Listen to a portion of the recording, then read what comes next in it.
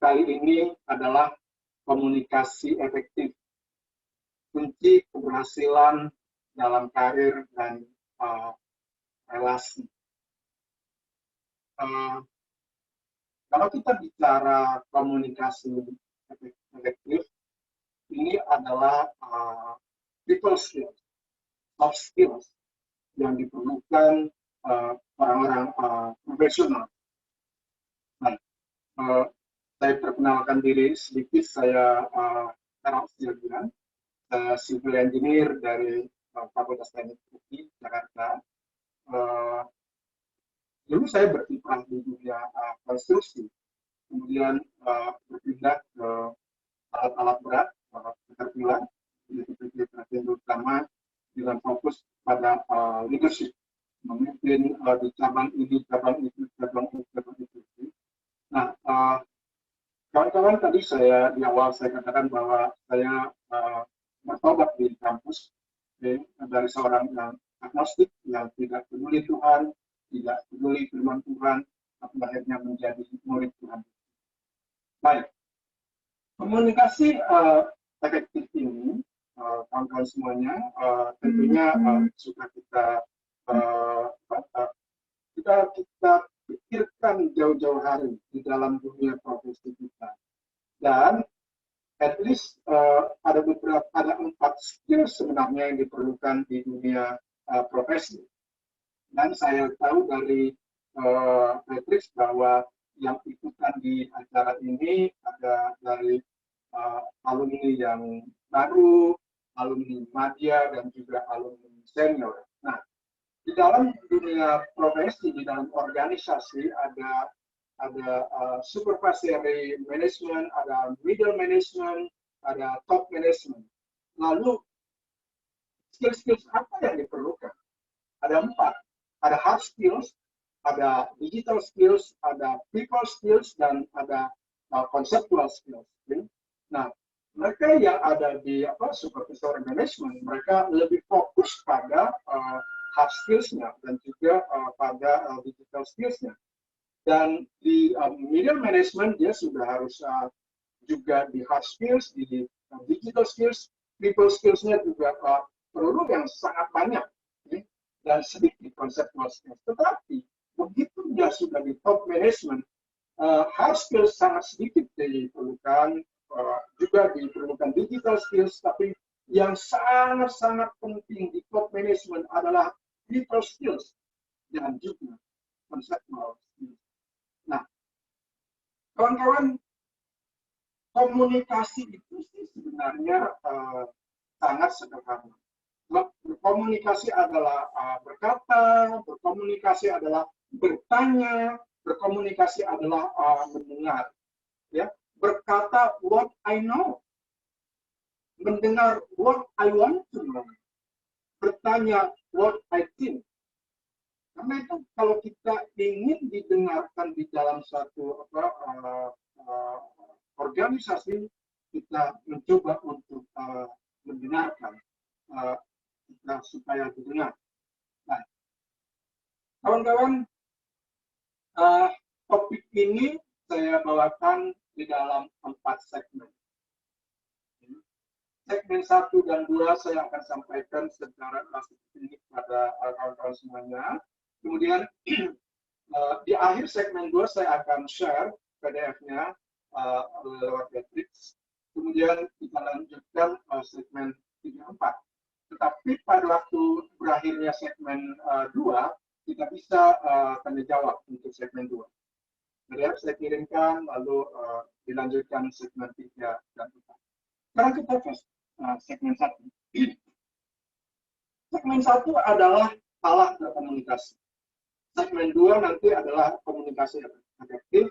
Segmen 3 relasi dan posisi, dan segmen 4 adalah berhasil. Segmen 1 alat berkomunikasi. Mari kita buka Alkitab kita dari Ibrani 1 ayat 1 dan 2. Setelah pada zaman dahulu Allah berulang kali dan dalam berbagai cara berbicara kepada nenek moyang kita dengan perantaraan nabi-nabi, maka pada zaman akhir ini Allah telah berbicara kepada kita dengan perantaran anaknya yang telah Dia tetapkan sebagai yang berhak menerima segala yang ada.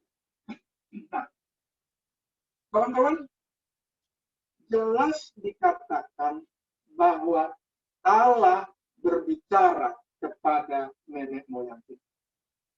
Allah berkomunikasi kepada nenek moyang kita. Lewat siapa? Lewat Nabi. Nabi adalah juru bicara Allah. Tetapi sekarang ini, di zaman akhir, tidak lagi lewat nabi-nabi. Allah berbicara lewat Yesus Kristus. Yesus adalah perantara Allah dalam berkomunikasi kepada manusia. Jesus is a heavenly communicator. Yesus diutus Allah dari sorga ke bumi. Yesus membawa amanat Allah untuk manusia. Amanat itu dikomunikasikan oleh Yesus kepada individu, kepada 12 murid, kepada ratusan orang, kepada ribuan massa, secara terpisah dan dengan berbagai cara. Kemudian saudara, Yesus berbicara hal surgawi. Hal surgawi sangat sukar dipahami oleh manusia. Maka Yesus berkomunikasi kepada manusia, kepada orang-orang, ya, lewat ilustrasi, lewat perumpamaan. Tujuannya apa? Untuk memudahkan manusia mengerti hal surgawi. Kalau misalnya kita lihat percakapan Yesus dengan Nikodemus, percakapan Yesus dengan perempuan Samaria, lalu khotbah di bukit, perhatikan.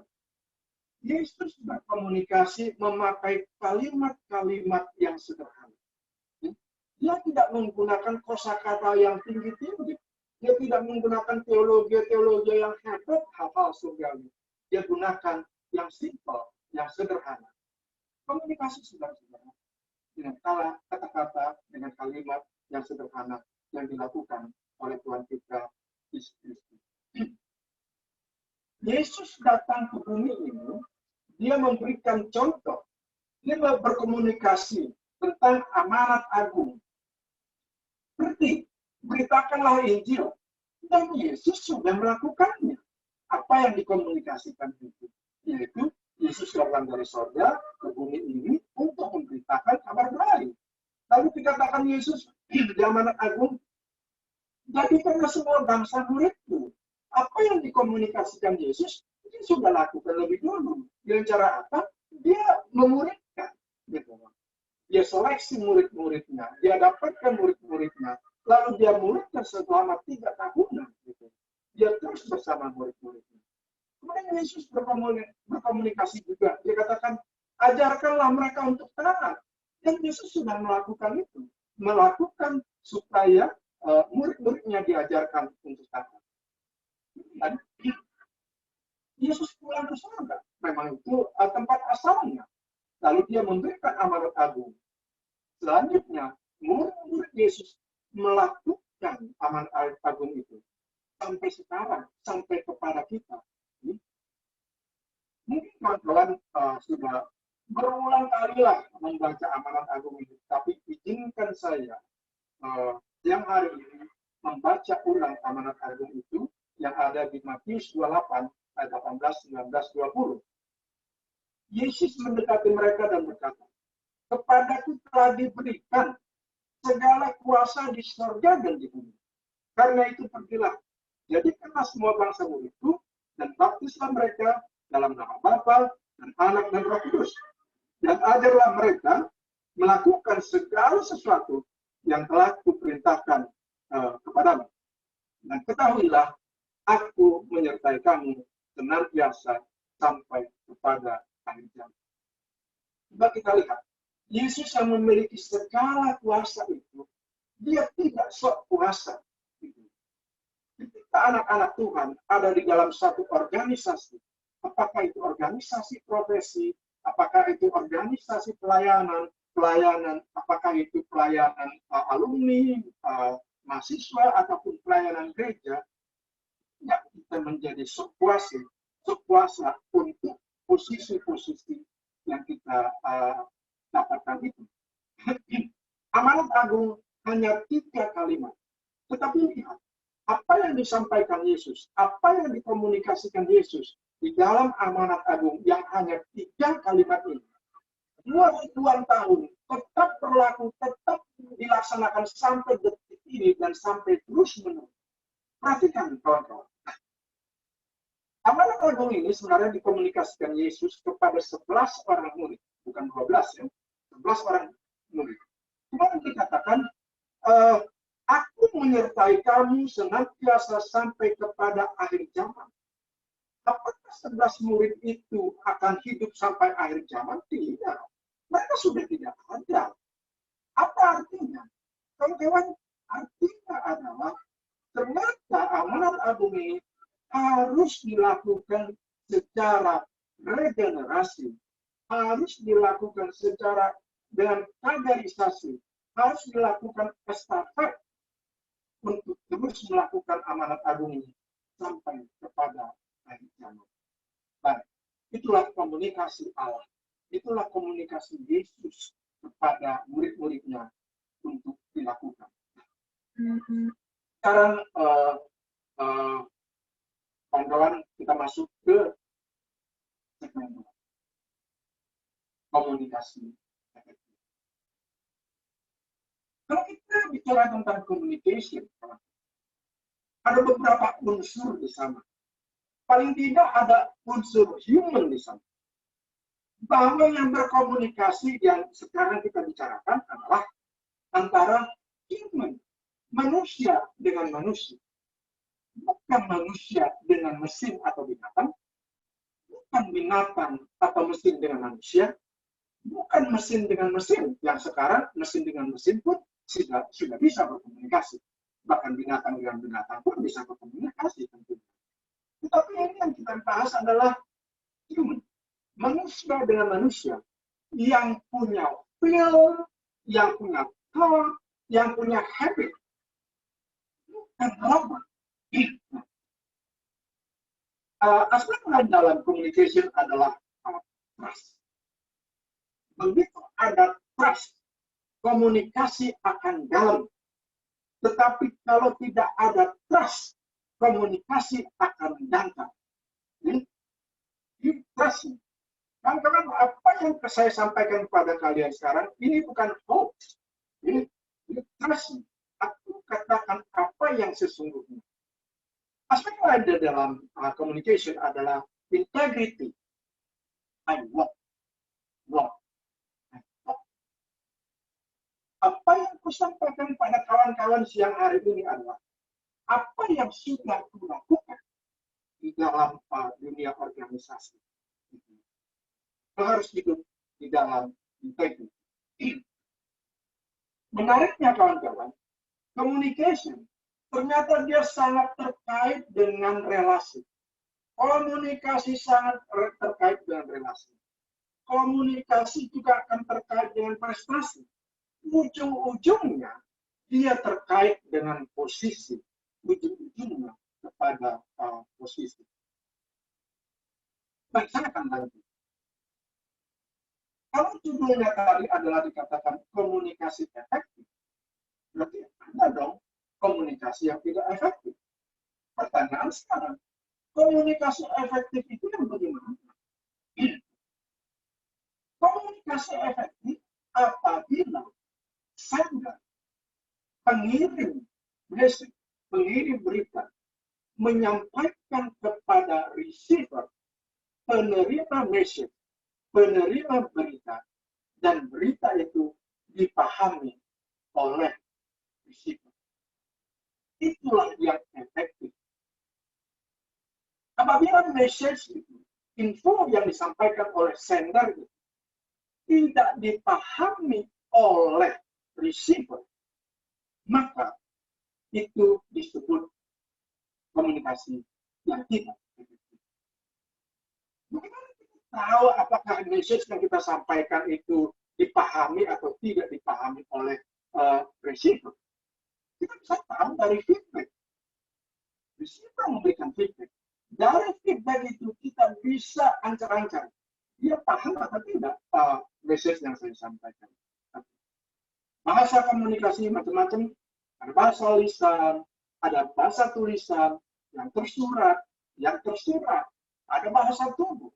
Bahasa tubuh, kalau misalnya begini, begitu semangat, yang menekankan sesuatu, bahasa tubuh.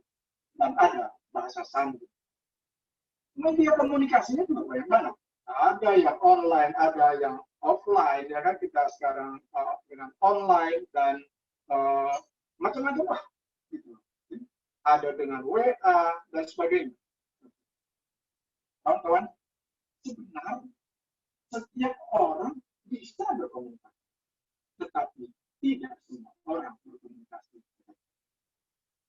Nah, saya ingin tambahkan sedikit. Kenapa saya begitu ada passion untuk menyampaikan ini kepada orang-orang di dunia profesi, termasuk yang jebolan PMK. Keinginan saya, passion saya adalah supaya kawan-kawan yang ada di organisasi profesi secara khusus boleh naik posisinya dengan cara apa? Dengan cara mengembangkan communication skills, people skills. Nah, tadi saya katakan ada sender, ada receiver. Sender, dia menyampaikan message, info. Receivers, dia menerima message dan menyampaikan feedback. Dan untuk ketemunya sender and receivers, ada media komunikasi. Dan ada poin yang sangat penting. Ini mungkin yang jarang dibicarakan oleh orang. Bahwa dalam berkomunikasi itu ada relasi antara sender dan receiver. Karena itu, pada waktu kita dalam berkomunikasi, kita perlu pahami receiver, audiens kita. Tadi di awal coba ngobrol dengan kawan-kawan, ya, saya mau mencoba sedikit memahami audiens yang ada sekarang. Gitu. Beruntung ada Bang Anto di situ yang dari dari Jogja. Baik. Kemudian juga kita pahami konten message kita. Materi ini, bahan ini, aku buat sendiri dan aku pahami kontennya. Kemudian juga kita pahami media komunikasi. Nah, kawan-kawan, itu adalah komunikasi yang efektif. Komunikasi yang tidak efektif, itulah yang sering disebut miscommunication. Miscommunication. Oke. Saya mau bicara dengan Beatrix. Apakah Beatrix bisa di unmute Beatrix? Ya, Bang. Kemudian sudah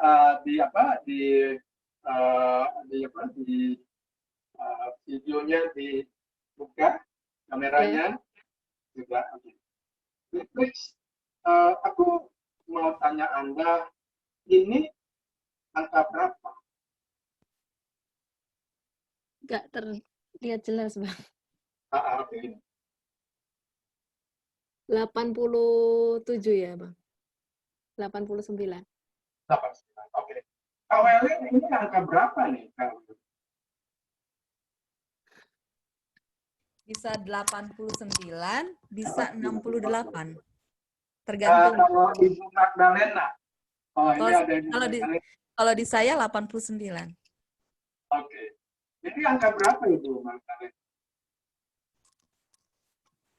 89. Oke.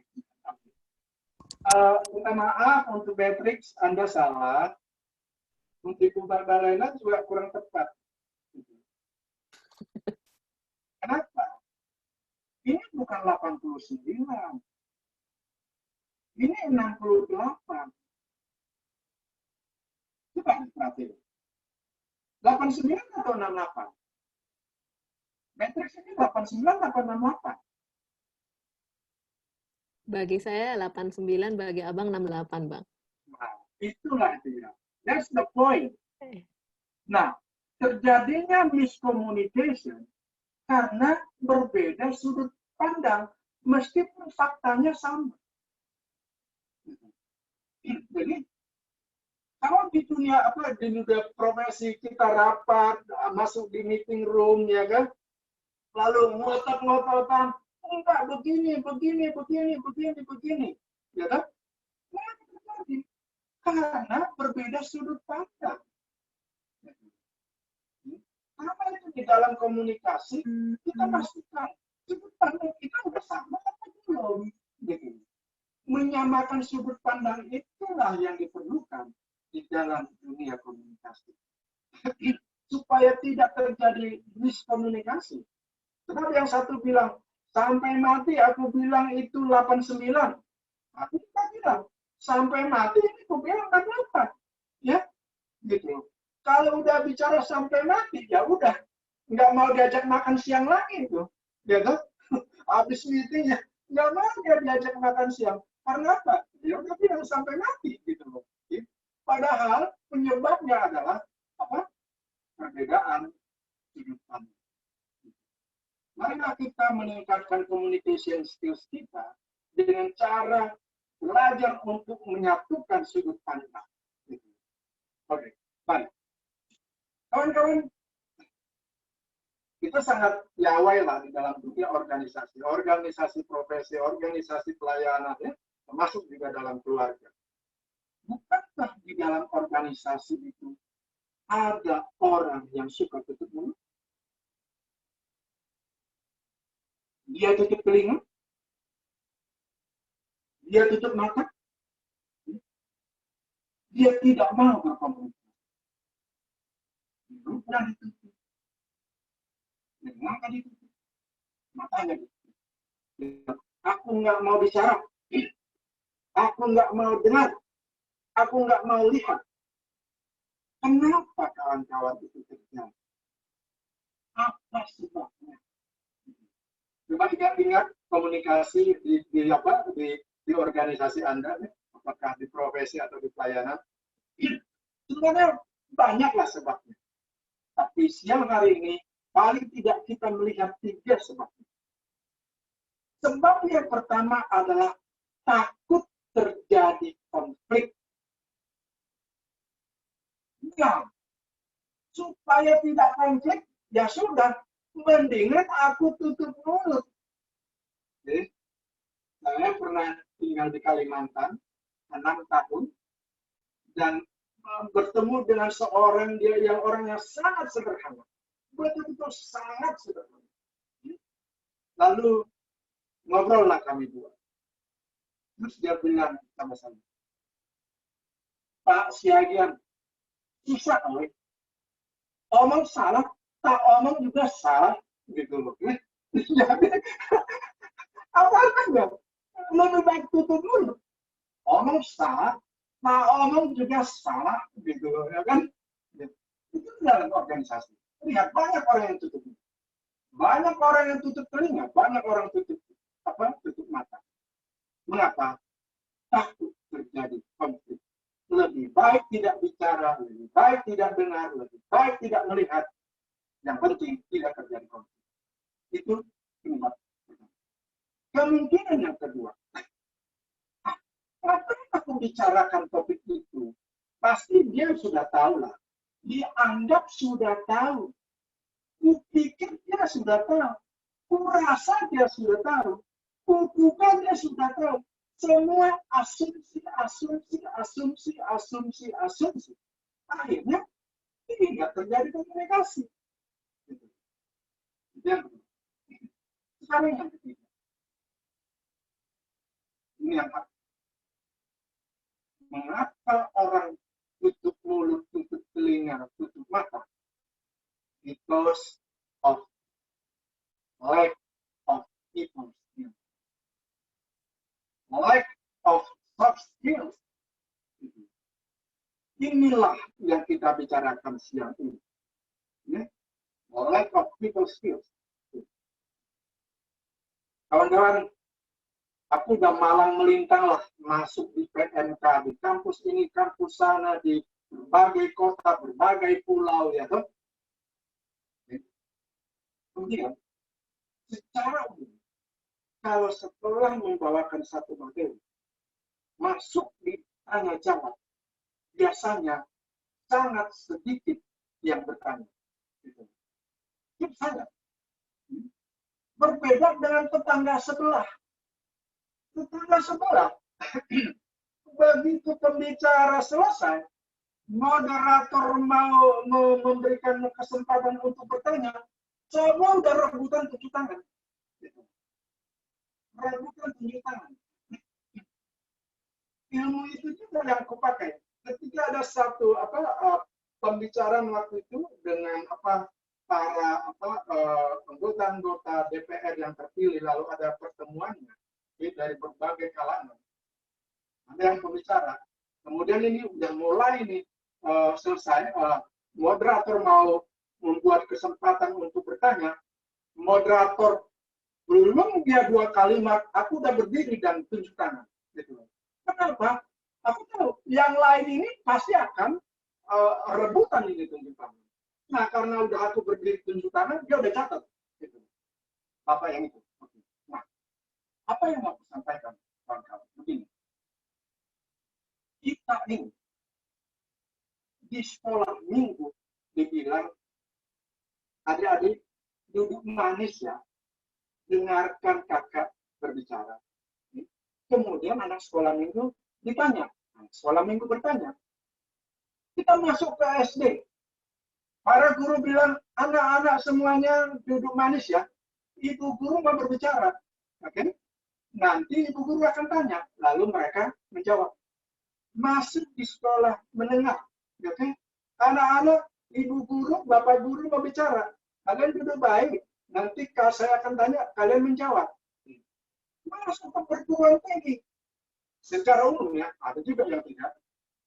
Dosen bilang, mahasiswa, dengarkan baik-baik, saya akan jelaskan. Ya. Kemudian ditanya, si mahasiswa menjawab. Poinnya apa?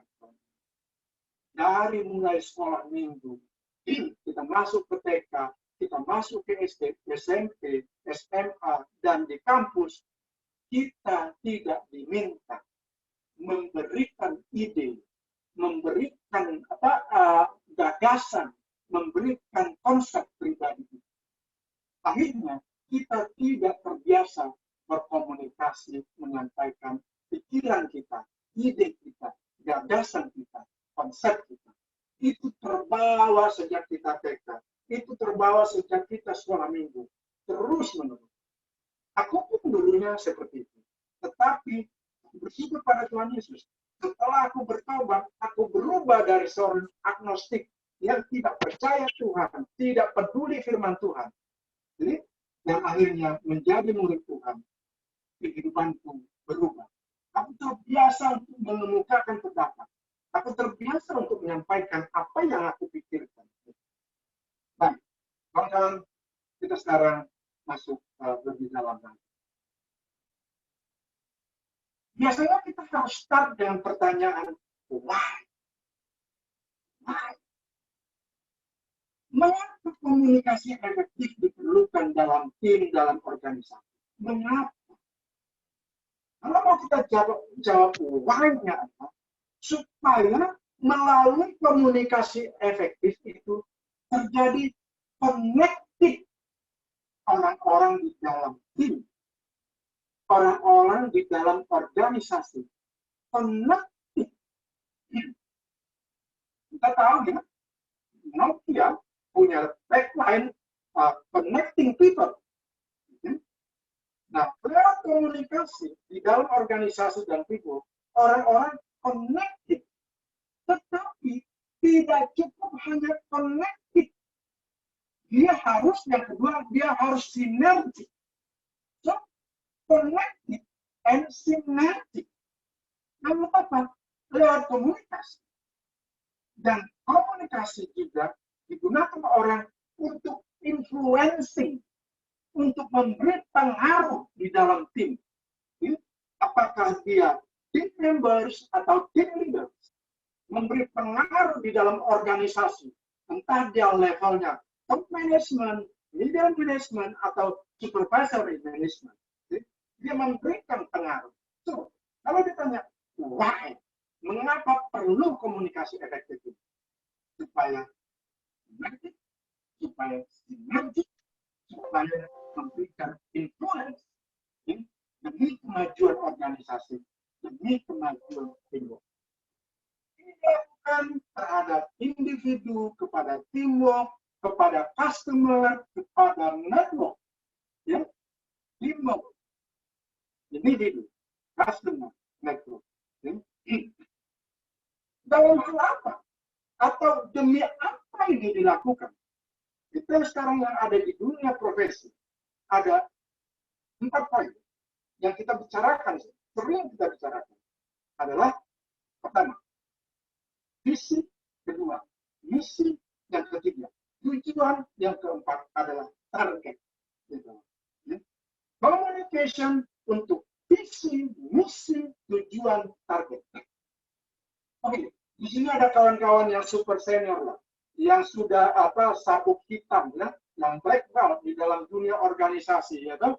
Ini abang kakak yang udah black belt di sana, aku tidak dalam rangka ini deh. Pokoknya aku mau share aja ya.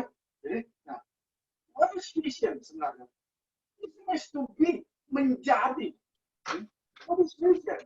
Vision is to do, melakukan ini dan itu dengan values. Values yang sudah disepakati. Apa tujuannya? Tujuannya adalah yang menjadi membedakan dengan visi. Tujuan adalah jelas mau menghasilkan apa organisasi itu, mau menghasilkan apa teamwork itu. Apakah barang, apakah jasa, apakah SDM. Kemudian kalau kita udah bicara ke target, target kita bicara quantity, quality, kemudian money, cost atau revenue expenses, kemudian deadline. Nah, itulah gunanya communication yang efektif itu. Dia untuk mengejar target itu, yang ada quantity, quality, cost, and deadline. Jadi dengan kata lain, sebenarnya communication adalah change and growth. Supaya di dalam organisasi, supaya di dalam teamwork ada change and growth. Ketika no change, no growth di dalam organisasi, ketika no change, no growth di dalam teamwork, apa artinya? There is no leader there. Tidak ada pemimpin di sana. Lalu siapa itu? Mereka hanyalah pejabat yang menjabat posisi itu. Pemilik posisi. Not leader.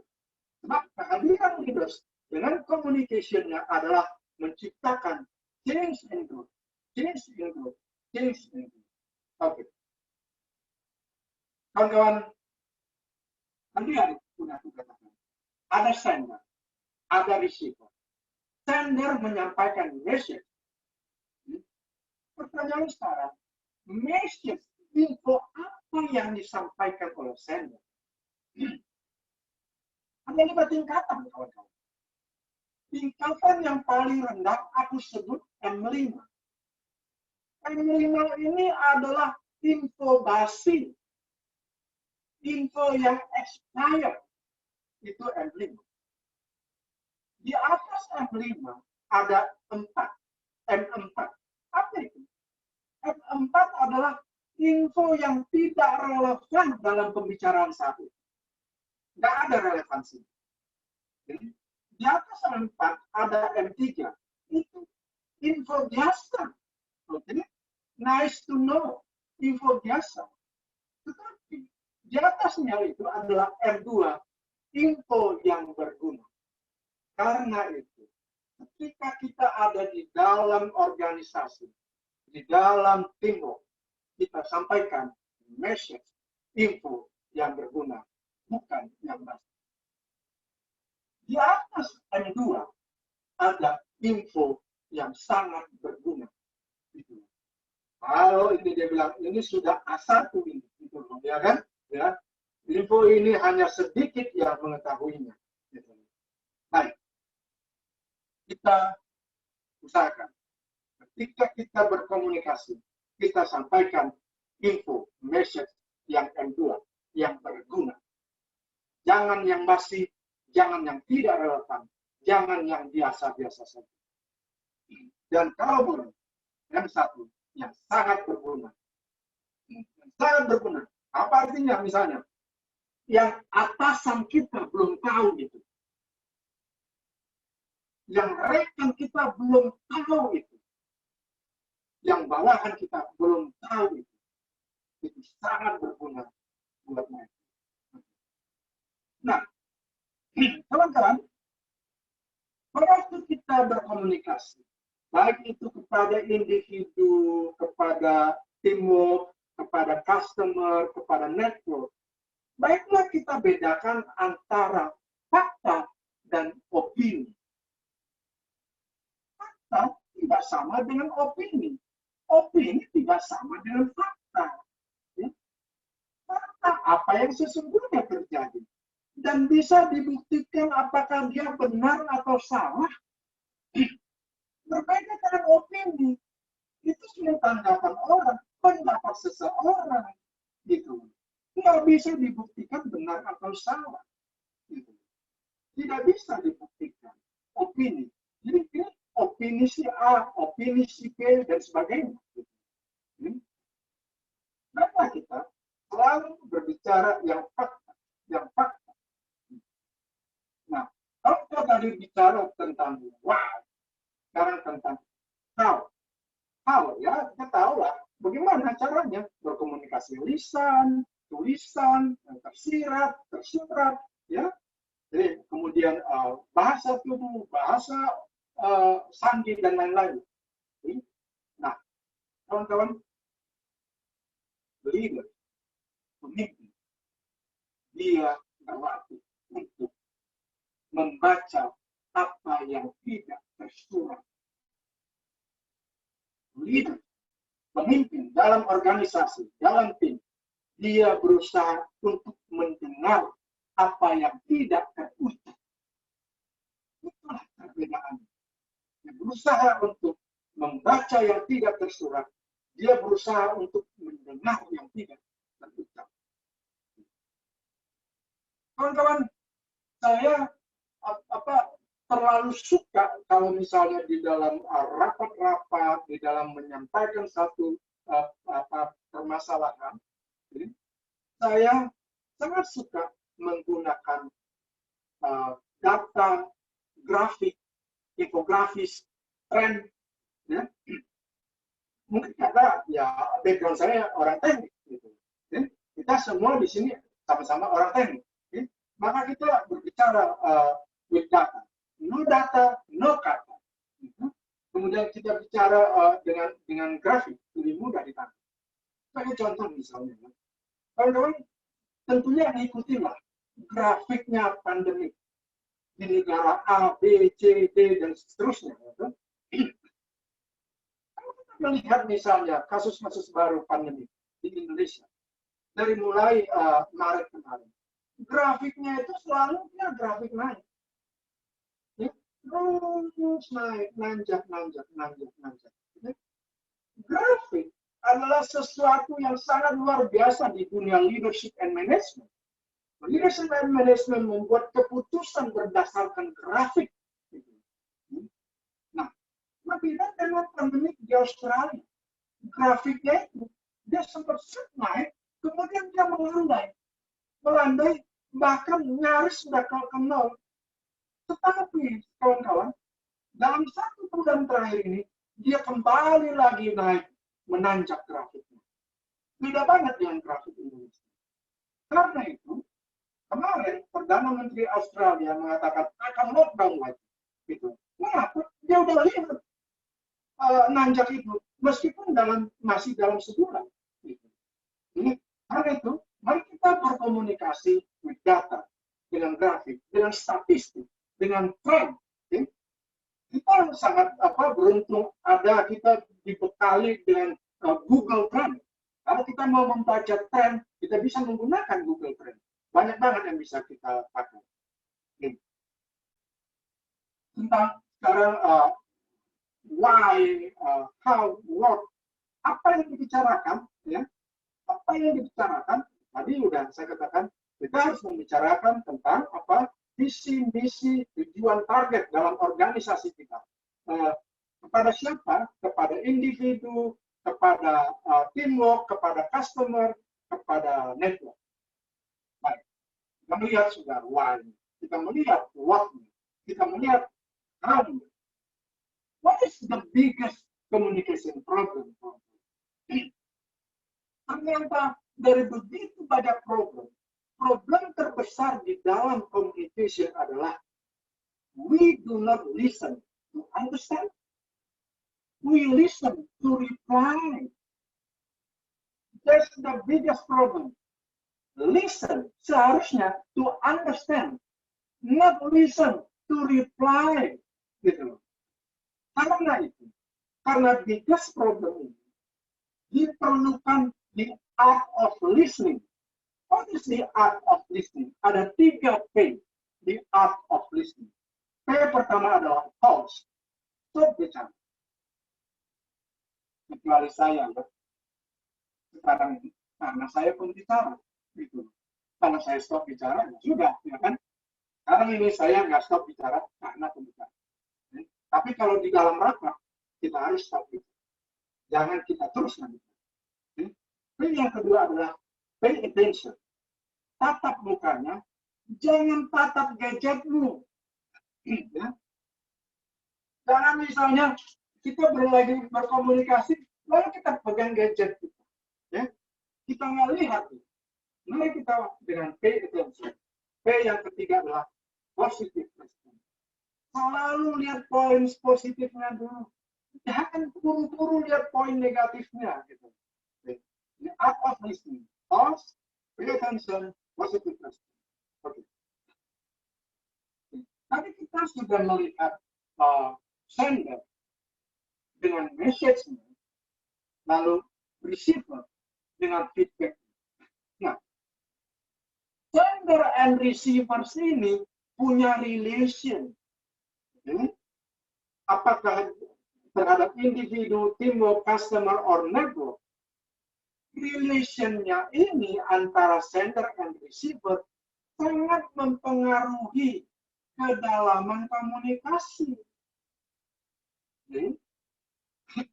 Nah, sekarang saya juga memberikan 5 level of relation. Tadi 5 level of message. Sekarang 5 level of relation. Level yang paling rendah, R5, adalah bad relation. R5 bad relation atau haters. Kalau si sender dan si receiver bad relation, haters, apapun yang disampaikan salah semuanya. Nggak ada yang benar. Mengapa? Karena bad relation. Nah, di atas bad relation ada R4. Apa itu? Kawan biasa. Kawan biasa. Di atas R4 ada R3. Apa itu? Rekan biasa. Kalau tadi kawan, sekarang rekan. Nah, R2 adalah rekan akrab. Inilah yang harus kita usahakan di dalam teamwork kita. Inilah yang harus kita usahakan di dalam organisasi kita. Rekan akrab. Kenapa di atas rekan akrab? Dari satu, sahabat. Jadi ada bad relation haters, ada kawan biasa, ada rekan biasa, ada rekan akrab, dan ada sahabat. Nah, kawan-kawan, di organisasi apa kita sekarang? Mari kita buat good relation dengan atasan kita. Kita buat good relation dengan rekan kita. Kita buat good relation dengan tim kita. Banyak terjadi bad relation dengan bos, hancur berantakan. Dan akhirnya target tim tidak tercapai, target organisasi tidak dicapai.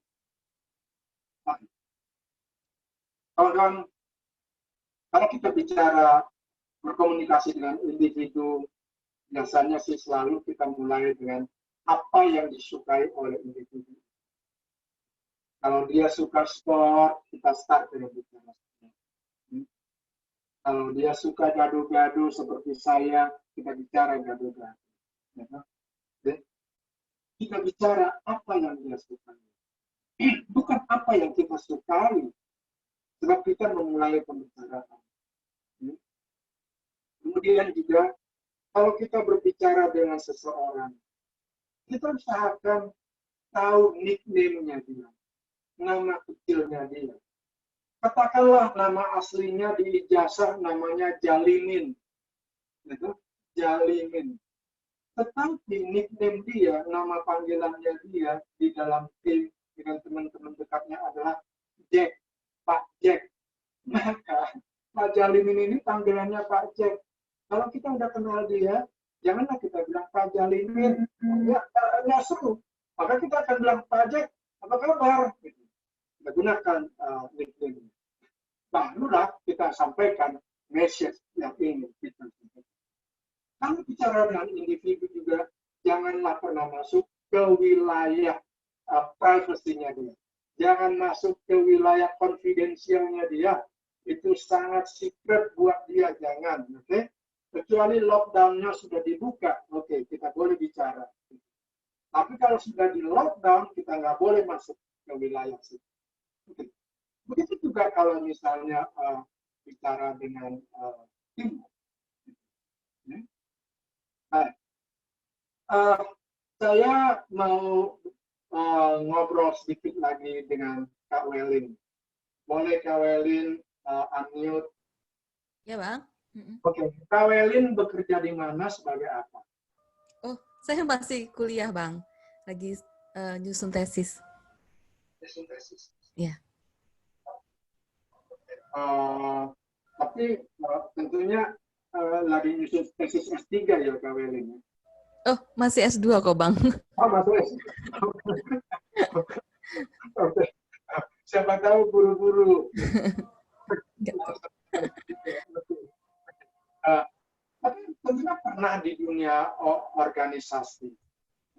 Di dalam dunia organisasi yang Kak Welin pernah ikuti, pernah sebagai apa? Pernah wakil kepala sekolah waktu kerja dulu. Wakil kepala sekolah. Ya. Sekolah apa? SD, SMP, SMA? SD. Kak Welin, apa sih problem terbesar menghadapi guru-guru itu?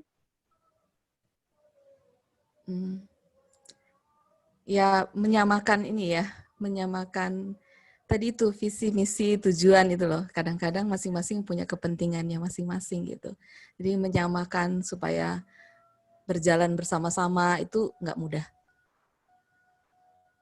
Nah, yang tidak mudah itu kan, tapi Kak Welin sudah berhasil di situ. Bagaimana caranya? Ya, pendekatan dan mungkin sering diulang-ulang ya.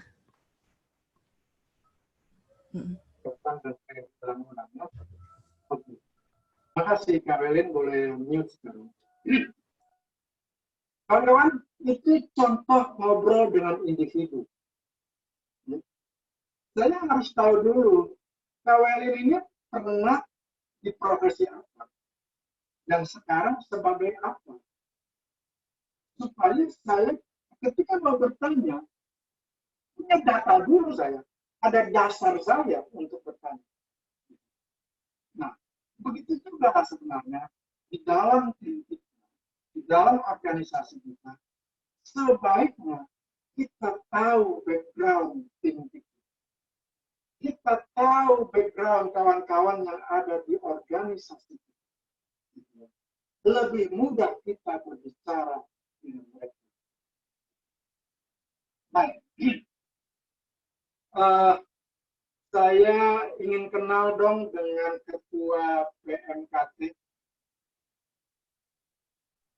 Eh, belum bergabung, Bang. Oh, belum bergabung. Belum bergabung, ya. Oke. Kalau begitu, saya ingin ngobrol dong dengan Bang Wuri.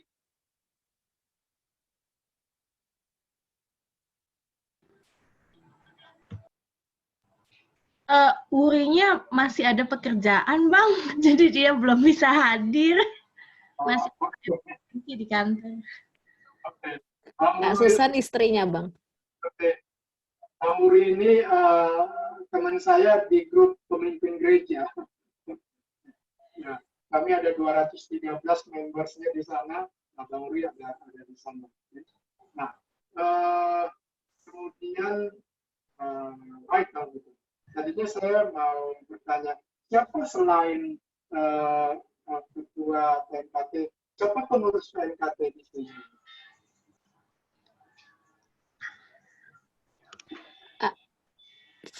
Felix ada, Bang. Felix, halo. Felix, ya. Ya. Brother Felix, where are you? Kok bisa aku, Yen? Ngurus seumur hidup itu.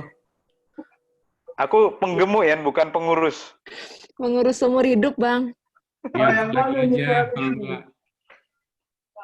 Belum Dari ketemu, Medan, Bang. Dari Medan, 2004. tapi belum ketemu di sini.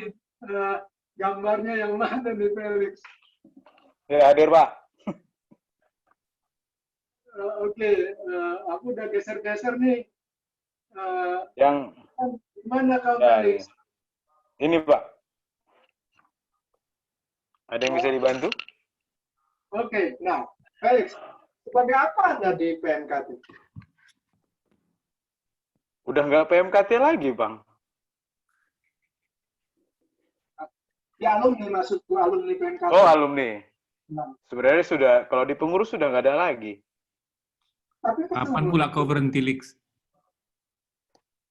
Loh, ya nggak tahu juga kapan berhentinya. Kapan ya? Tetap kau pengurus. Oh, masih pengurus ya? Masih pengurus, Bang. Masih pengurus. Oke, Lurah, Bang. Lurah. Lurah 2004. Felix sekarang bekerja di mana di kota? Di Medan, Bang. Medan, sebagai apa kau, Felix? Karyawan Di mana? di perusahaan kontraktor di Medan. Teknik sipil. Kontraktor lokal. Anda civil engineer? Ya, Pak? Anda civil engineer? Mechanical. Oh, mechanical. Oke. Oke. Menurut Anda, the biggest problem untuk alumni PNKT apa?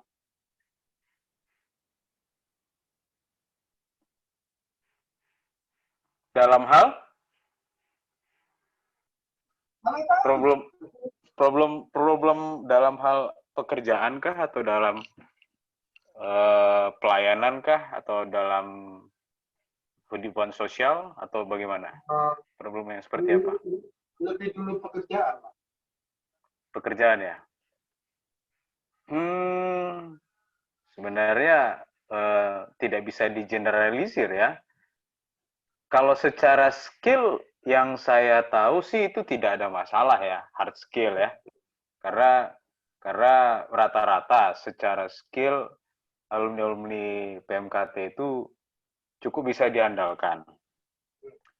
Dalam hal integrity, saya yakin juga secara general alumni PMKT juga bisa trusted, bisa dipercaya sama even itu supervisor atau manajemen. Mungkin ya kalau saya secara pribadi dalam hal kolaborasi mungkin ya, kerjasama dengan dalam kerjasama dengan orang-orang yang gimana ya, kulturnya mungkin nggak sama.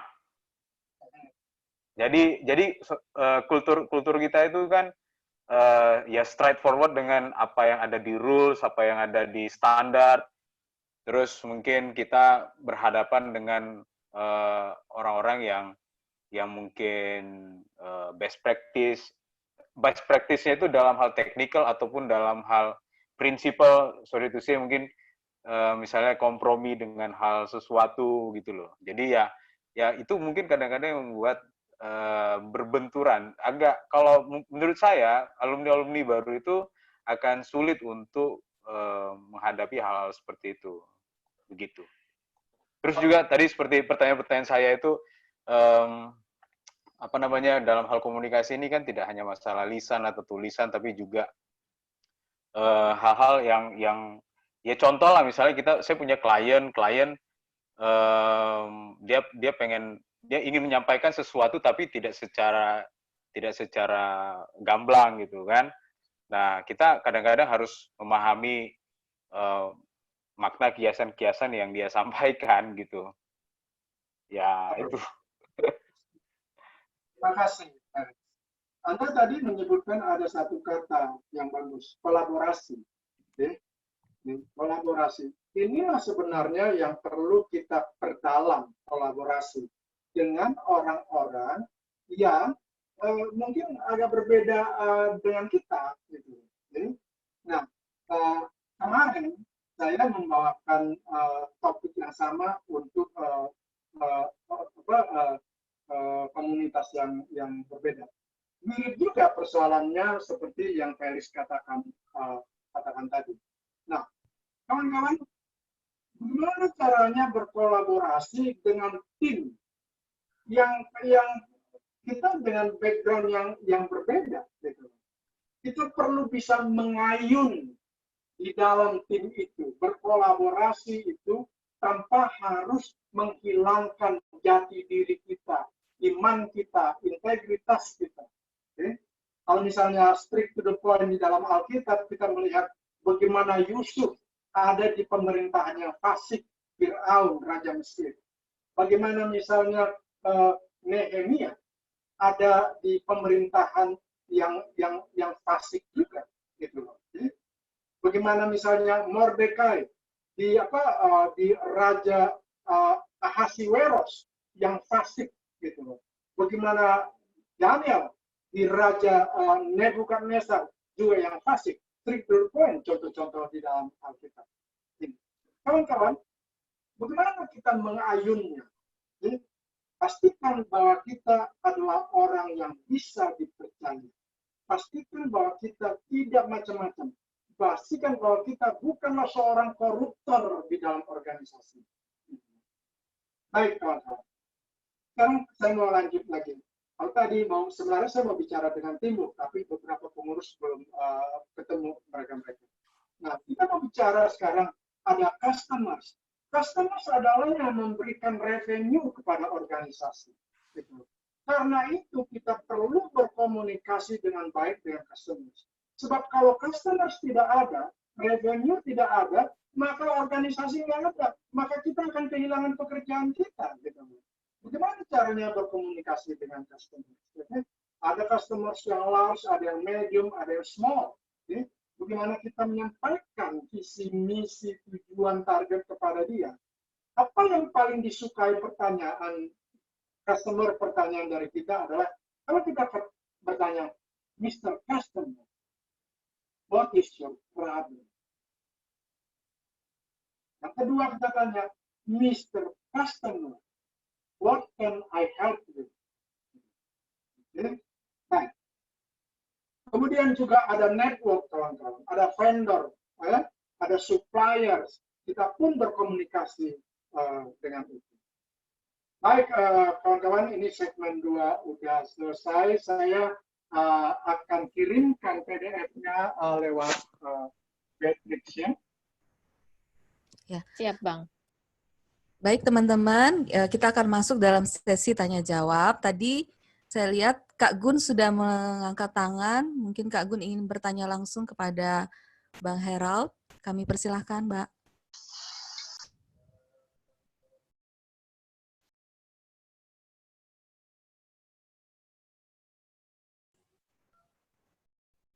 Apakah Kak Gun ingin bertanya langsung? Kami persilahkan, Kak Gun.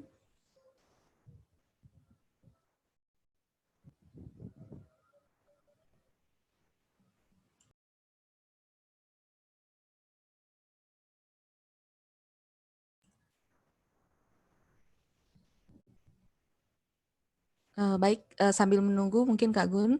Ini ada pertanyaan Bang Herald di layar. Bagaimana menyampaikan pesan ke pihak lain yang jalur komunikasinya sudah rusak karena berbagai hal? Ditanyakan oleh Felix. Dan yang kedua itu bagaimana kalau komunikasi itu menggunakan bahasa tubuh, kiasan seperti yang tertera di layar. Mungkin bisa dijawab Bang Herald. Makasih. Boleh diulang pertanyaannya? Coba dibacakan sekali lagi pertanyaannya.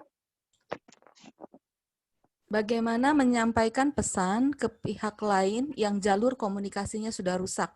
Ini karena berbagai hal. Oke. Kalau sudah rusak, maka jembatannya harus diperbaiki dulu. Oke. So, bagaimana kita menyeberang? Bagaimana kita menyampaikan komunikasi kalau jembatannya rusak? Perbaiki dulu. Itulah tadi yang saya katakan itu R itu. Ketika sudah rusak, itu bad relation, itu R5. Maka kita harus dengan sabar untuk memulai menaikkan R-nya dari R5 ke R4 ke R3 menjadi ke R2 gitu. Dengan berbagai cara harus kita gunakan supaya R itu naik gitu. Ya. Nah, dan tentunya harus kita mulai dari diri kita, bukan dimulai dari orang itu. Gitu. Kita dengan cara kita coba pendekatan dengan dia, gitu, dengan diketahui orang lain atau tidak diketahui orang lain. Kalau saya pikir, kalau saya pribadi dan juga yang saya lakukan adalah saya akan dengan empat mata bertemu dengan dia. Gitu. Lalu kita coba ngobrol lagi dengan hal-hal yang sederhana, jangan terlalu yang serius supaya ada dulu lah pendekatan.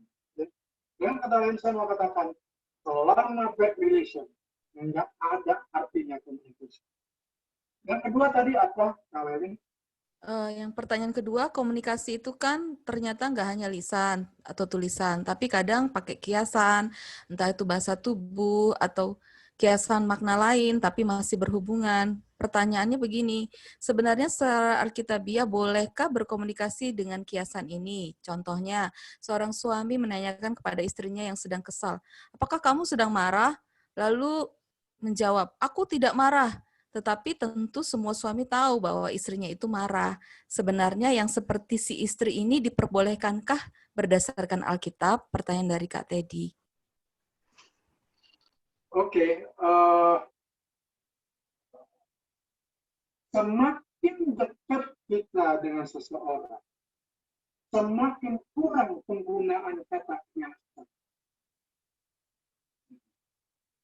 Enggak lagi.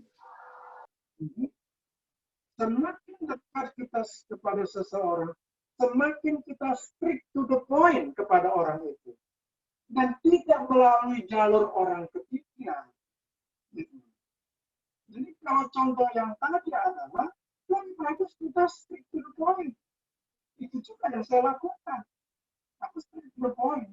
Jangan muter-muter lah. Gitu. Karena dia sudah orang yang paling kita kenal.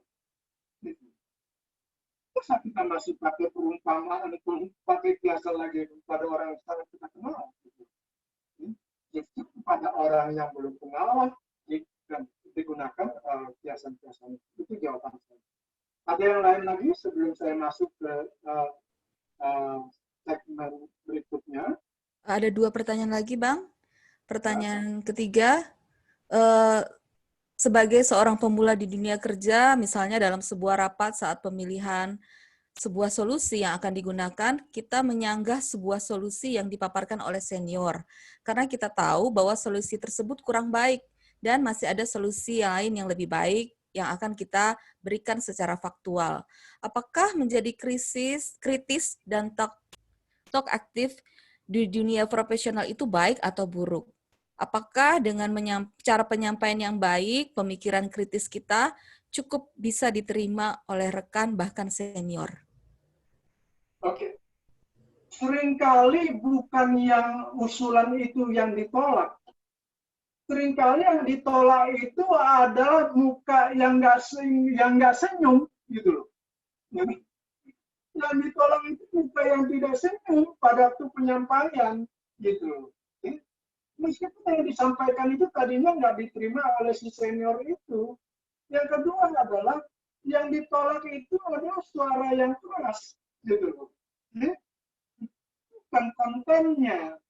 Karena itu, usulku adalah biarlah konten yang bagus itu dibungkus dengan bungkus yang bagus. Gitu. Apakah bungkus yang bagus itu? Bismillah. Ya, kan? Bismillah. Kemudian apa? Kita menyampaikan itu agak enak lah. Kemudian harus diawali dengan harus kasih tahu poin positifnya si senior itu, gitu. Dan yang paling penting ya adalah antara senior junior. Di mana-mana orang nggak suka yang sok tahu dan sok tua kan. Udah, jangan sok tahu, jangan sok tua ya kan. Tetapi ide harus kita sampaikan. Gagasan harus kita sampaikan. Tapi sampaikanlah dengan politely, ya, dengan lemah lembut. Oke, yang lain? Pertanyaan berikutnya, bagaimana berkomunikasi dengan orang yang suka mendominasi pembicaraan?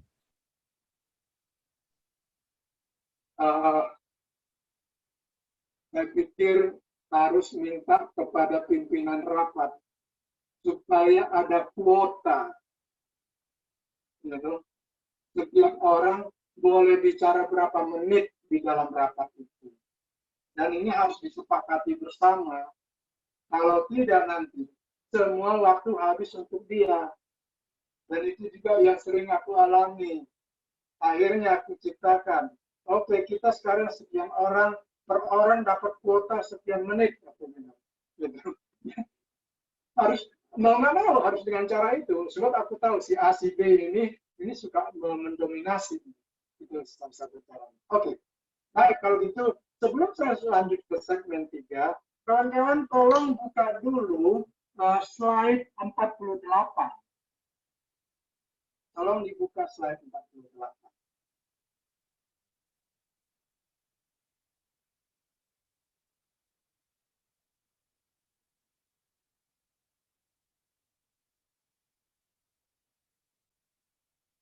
Sudah?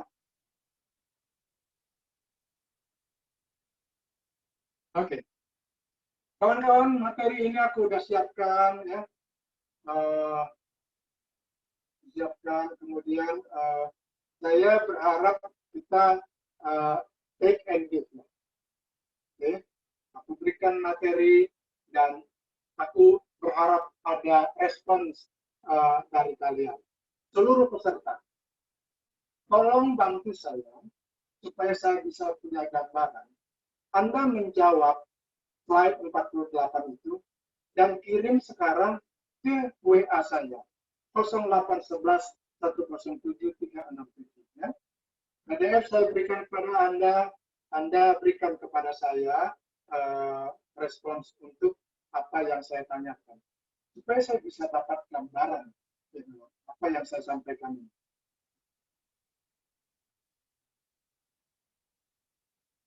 Silakan dikirim sekarang ke WA saya.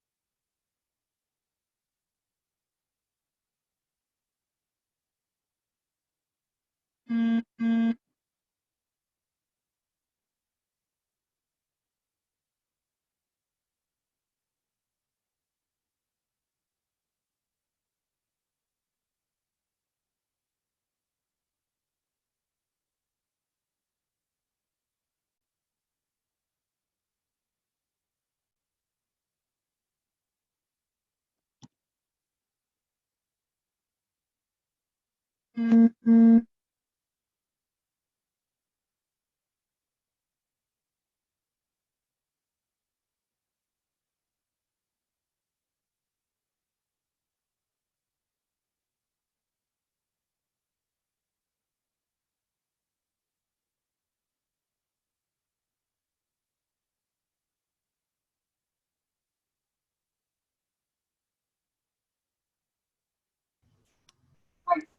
Kawan-kawan, tentunya sekarang sedang menulis dan dikirimkan ke WA saya semua peserta ya.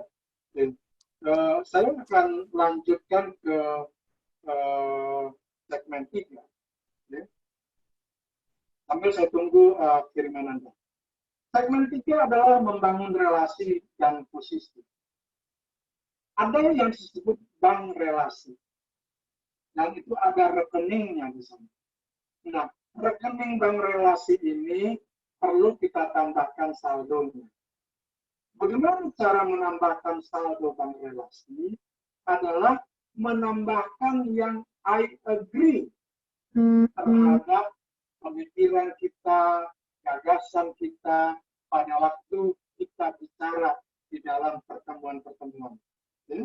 Atau pada waktu kita mengirim WA, kita mengirim email, gitu, kita tambahkan saldonya.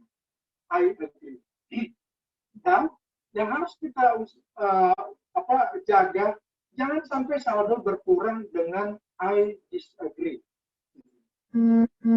Bagaimana terjadinya I disagree? Kalau ada konflik, kalau ada intrik, itu akan mengurangi saldo. Kita harus hindari konflik dan intrik. Nah, pertambahan ini kita harus monitor terus supaya makin banyak. Oke, kawan-kawan, di dalam membangun relasi, ya, itu sangat banyak caranya sebenarnya. Salah satu cara yang aku suka adalah tentunya sebelum pandemik adalah ngajak makan bareng. Nah, makan bareng itu sangat bagus banget untuk membangun relasi, membangun tim. Dan cara itu juga adalah digunakan oleh Tuhan Yesus. Ya, makan dengan murid-muridnya. Nah, untuk membangun relasi adalah kita perlu apa yang disebut golden rule. Golden rule yang ada di dalam Injil. Treat others as you want them to treat you. That's the golden rule. Golden rule ini berlaku di semua negara, di semua agama, di semua komunitas, di semua usia, di semua profesi. Kita gunakan golden rule. Kalau aku nggak tahu, kalian sekarang di dalam level mana di dalam organisasi. Tetapi, andaikan suatu saat di atas level Anda ada posisi yang kosong, dan setelah para top manajemen menilai Anda bisa menjadi kandidat untuk mengisi posisi yang kosong itu, maka mereka akan melacak bagaimana relasi Anda dengan atasan, bagaimana relasi Anda dengan rekan, bagaimana relasi Anda dengan bawahan. Apabila relasi itu bagus, komunikasi itu bagus, maka Anda akan naik menjadi orang yang dipilih mengisi posisi yang kosong di atas level Anda. Itulah yang sebenarnya harus kita coba usahakan terus. Kawan-kawan, lagi-lagi aku mau berkata kepada kita bangun relasi, kita hindari konflik pribadi. Kalau kita ada di dalam sosial media, jangan jadi haters. Jangan ungkapkan weakness teman kita atau tim kita ke seluruh dunia. Ya, kita sampaikan misalnya lewat Twitter, lewat Instagram, lewat Facebook, entah lewat apapun itu. Meskipun kita nggak sebutkan namanya, dia pasti tahu, gue udah tahu ini. Pasti aku yang dimaksud orang ini. Itu nggak bagus kan? No, never do that. Kemudian kita sekarang ke segmen 4 tentang berhasil. Apa yang disebut berhasil sebenarnya? Berhasil adalah jika target tercapai. kita mempunyai skills, kita punya target tertulis, kita punya action, maka kita punya result. Di the stars yang punya skills, punya target, punya action, dan punya result. Kawan-kawan, coba kita misalnya pikirkan, kita sudah berapa lama di dalam posisi kita? Ya? Sore ini saya lihat ada Marta Tampu Bolen udah kirim, terus ada bilang lagi nih, tulang ini sama aku nih, nanti aku lihat lebih detail lagi. Nah, kemudian kita akan bertanya, kapan kita akan gantikan ini kita, atasan kita? Boleh dong kita menggantikan atasan kita. Dengan cara apa? Cara menggantikan atasan adalah dengan cara menolong dia naik ke atas. Jadi kita support dia supaya dia naik ke atas sehingga kursinya itu kosong, kalau kita akan isi di situ. Nah, kemudian juga kita harus bertanya, apa yang dimiliki oleh atasan kita, skills apa yang dimilikinya yang kita belum miliki. Karena itu kita perlu mencuri skills atasan kita. Kita buat target itu. Kita mencuri skillsnya atasan. Mencuri skills itu harus, tapi mencuri uang di dalam organisasi, korupsi tidak boleh di dalam organisasi. Maka kita berbisnis. Kemudian apa yang kita miliki, kita buat juga target kita supaya kita bagikan kepada bawahan kita. Oke? Nah, hal yang lain lagi kawan-kawan, untuk bisa berhasil, kita tahu semualah ada yang disebut Key Performance Indicator, KPI kita. Jadi kita maju bukan karena hanya relasi, bukan hanya karena komunikasi, tapi juga memang karena prestasi sudah terbukti di KPI kita. Baik kawan-kawan, aku mau tanya nih, sudah beli buku ini belum? Ini rekomendasi banget. Saya rekomendasi. Beli dan baca buku ini apabila Anda ingin naik ke posisi yang lebih tinggi. Ya. Jadi, buku ini bukan teori. Bukan. Good to Great dari Jim Collins ini bukan teori. Ya. Itu ada di slide 64 yang di PDF yang saya kirim ke Anda. Ya. Ini adalah buku tentang fakta-fakta yang terjadi yang dipelajari. Mengapa organisasi-organisasi ini selama 15 tahun terus-menerus terus naik prestasinya? Siapa CEO di situ? Lalu dari situ diramulah menjadi Good to Great. Rekomendasi. Kalau boleh, Anda beli buku ini, Anda baca buku ini. Oke. Kemudian aku mau bicara tentang berhasil dengan konsep PTSD. Pikirkan, tindakan, sasaran, kemudian berhasil. Ada seorang bocah namanya Joshua. Umurnya waktu itu 2 tahun 4 bulan. Dia ambil katakanlah ini bola mini basket. Dinaikkan ke atas kepalanya. Lalu sambil pada waktu itu saya lihat. Kemudian saya videokan.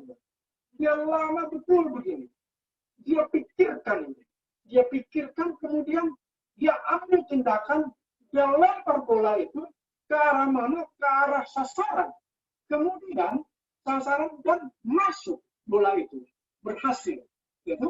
Itu yang ada di slide 65. Gitu? Masuk. Akhirnya saya pikir, wow, bocah kecil ini mengajarkan sesuatu kepadaku. Yaitu PTSD. Pikirkan, tindakan, sasaran, dan berhasil.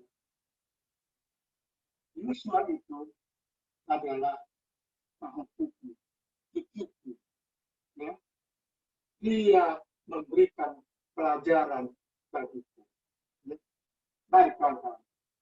Kalau kita mau berhasil, ini sangat basic lah, ya kan? tetapi dipahami oleh orang-orang di dunia ini yang sudah melewati. Kita perlu jadwal harian. Jangan pikir kalau jadwal harian itu hanya diperlukan ketika kita masih mahasiswa ya, mahasiswa S1 ya. Kita perlu jadwal harian atau SMA.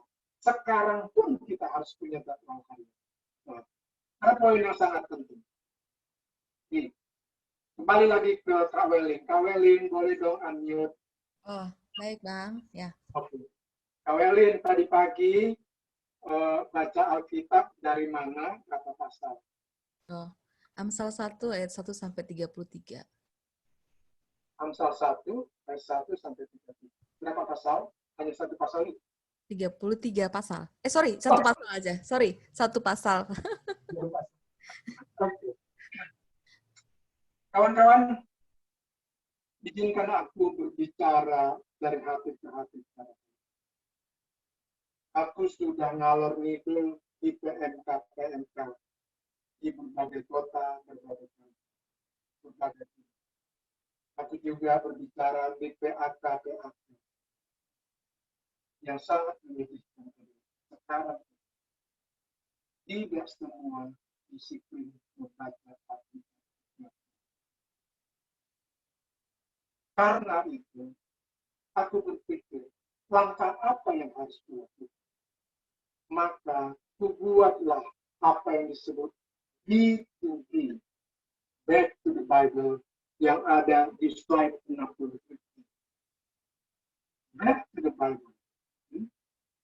Membaca Alkitab, kalau perjanjian baru 3 pasal setiap subuh, kalau perjanjian lama 4 pasal setiap subuh. Dan tradisikan diriku. Tahun baru, perjanjian baru, Matius 1 ayat 1. Terus nanti ke akhir tahun Maleakhi. Tadi pagi aku sudah selesaikan kitab Ayub. Dan besok aku start dari Mazmur 1 ayat 1 sampai 4. Kawan-kawan, lagi-lagi aku mau dari hati ke hati. Aku tidak akan membaca WA atau sosial media lainnya sebelum subuh itu kubaca Alkitab. Never. Aku komit kepada diri. Aku komit kepada Tuhan Yesus Kristus. Aku baca setiap subuh. Yang 4 tadi. 4 pasal. Kalau itu perjanjian. Maukah kawan-kawan ikut aku sama-sama kita diikuti ini supaya kita bisa memberikan pengaruh yang kuat kepada adik-adik kita di kampus sekarang. Sebab tanpa itu kita nggak punya pengaruh yang kuat kepada mereka. Baik, pikiran kita pun harus kita kelola. Jangan sampai pikiran ini hanya dipenuhi oleh sosial media. Aku tidak katakan bahwa semua sosial media itu sampah, tapi banyak sampah di sana. Karena itu, kita harus saring. Bagaimana saringannya? Saringannya adalah firman Tuhan, supaya tidak merusak otak ini. Dan apa yang kita lihat di video, apa yang kita baca di dalam teks, apa yang kita lihat di dalam pictures. Baik, kawan-kawan, marilah kita berhasil bukan hanya di profesi kita. Mari kita juga berhasil di dalam pelayanan kita. Ambillah pelayanan guru sekolah minggu, remaja, pemuda, jadilah majelis gereja. Kenapa ini saya tekankan? Karena ini menyangkut pada leadership. Ini menyangkut pada regeneration untuk the next leader, the next leader. Oke. Ada satu buku lagi yang saya sarankan. Kalau kita berhasil di dalam banyak hal, tapi kita perlu mengetahui tubuh kita ini, maka saya rekomendasikan untuk membeli dan membaca Miracle of Enzyme. Ini dari seorang dokter super spesialis, dibawakan dengan cara yang sangat sederhana, tidak terlalu ngejelimet, sangat simple. Okay? Mari kita belikan kita. Baik, akhirnya kita pada summary bagi penutup. Semakin tinggi posisi kita, semakin diperlukan soft skills, semakin diperlukan communication skills, semakin diperlukan people skills, semakin tinggi. Orang yang mau naik lebih tinggi lagi posisinya, dia harus lebih memperhatikan people skills ini. People skills wajib bagi profesional untuk berkomunikasi tentang visi misi, tujuan dan target terhadap individu, terhadap tim, terhadap customer, kepada network. Kita usahakan minimal R2, minimal M2. Komunikasi akan semakin dalam, prestasi makin bagus, maka posisi akan meningkat. Mari kita melihat dulu slide 74. Slide 74 ini sangat mudah kita pahami karena kita orang teknik. Lihat, ada strategi 5 sisi yang aku katakan. Komunikasi, relasi, prestasi, menentukan posisi di organisasi. Aku katakan sekali lagi. Komunikasi, relasi, prestasi akan menentukan posisi di dalam organisasi. Amin. Kembali ke Kang Henry. Baik, terima kasih sekali untuk Bang Harold untuk materinya yang sangat memberkati.